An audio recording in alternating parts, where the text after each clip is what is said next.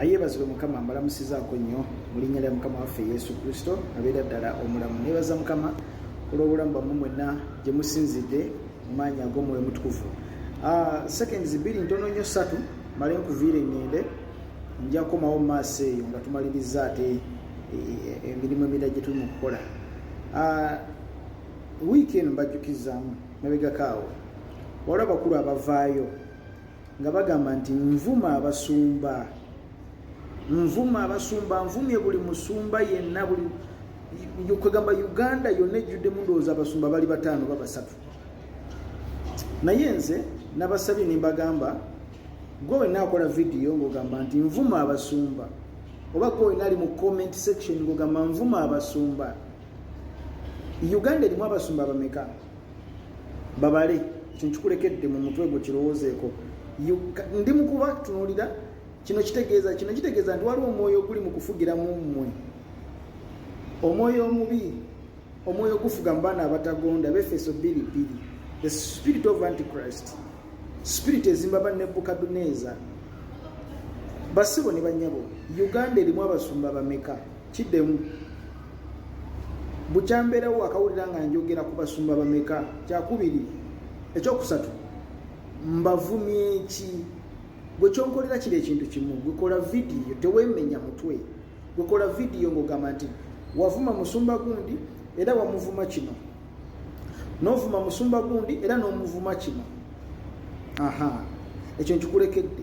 Ndi mu kwetonda nno nkujjukiza, naye gwakomentinga nsoma komenti sinaba kulengera kivumo ky'owandiika wansi. Okolima bukolimi. Wandiika gamba nti musumba gundi wamuvuma kino.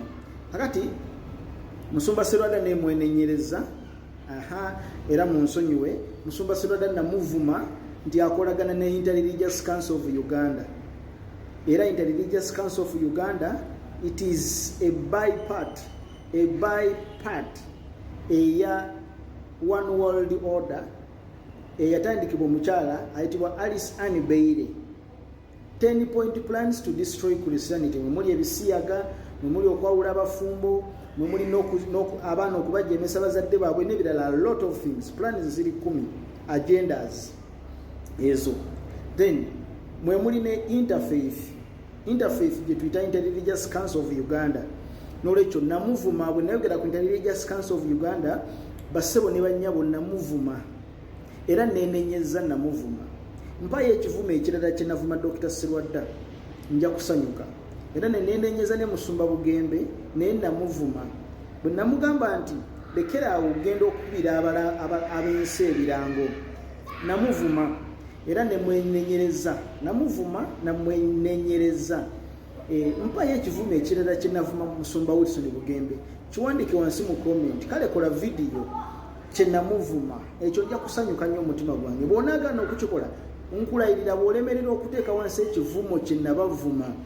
Bayibuli esomesa nti oba okuma omuliro amanda ku mutwe gwo, omusaayi gw'engalo zo ngunaabye, kitegeeza oli mu bujeemu. Lwaki? Kubanga tosobola nakwogera kivumo kye namuvuma.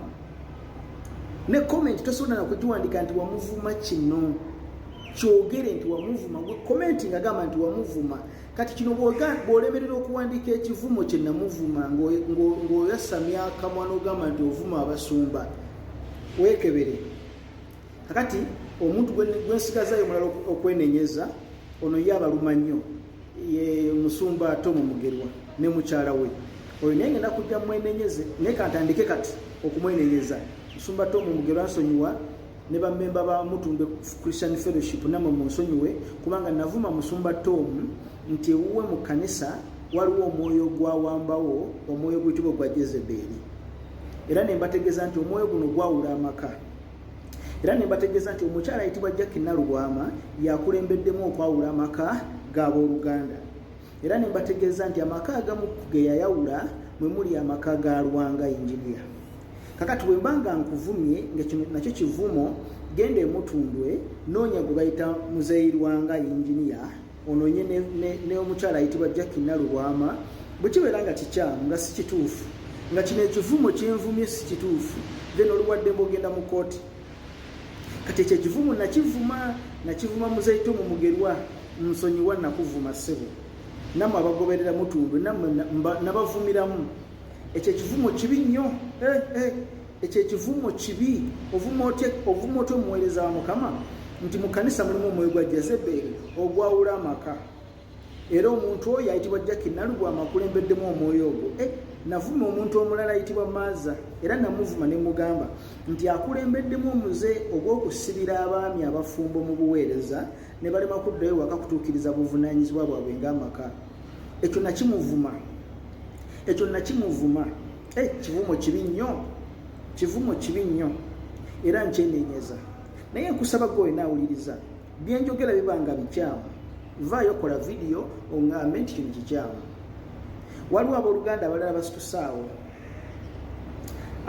abaagala okufuna akawogo nga bakozesa opportunity eno mubawo omuwogo enjala eruma nkimanyi wala bagala okusonda obugaali wala bagala okusonda bupikipiki bali mu kusonda bugaali ne bupikipiki naye nga babusondera ku vidiyo zino zenkola mubawo obugaali mubawe bupikipiki mubawe ekyemisana enjala ebaluma go ge mazima owudde oli aleekaana n'agamba nti kati mumpe mumuwe ssente mubawe ssente kirungi kya Bwakabaka okugaba mubawe ssente enjala ebaluma go ge mazima enjala ebaluma naye mbakubiriza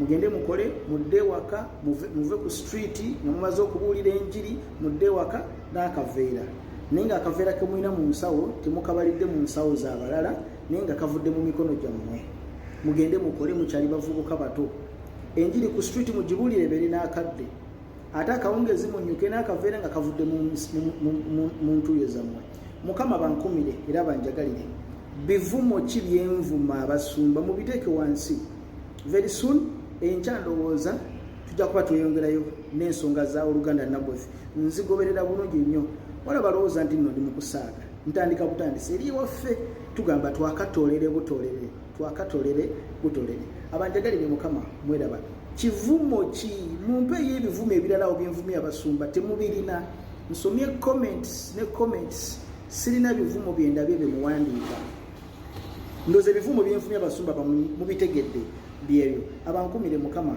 mweraba mukume amanda ku mitwe gyammwe Nicholas Nyenze bye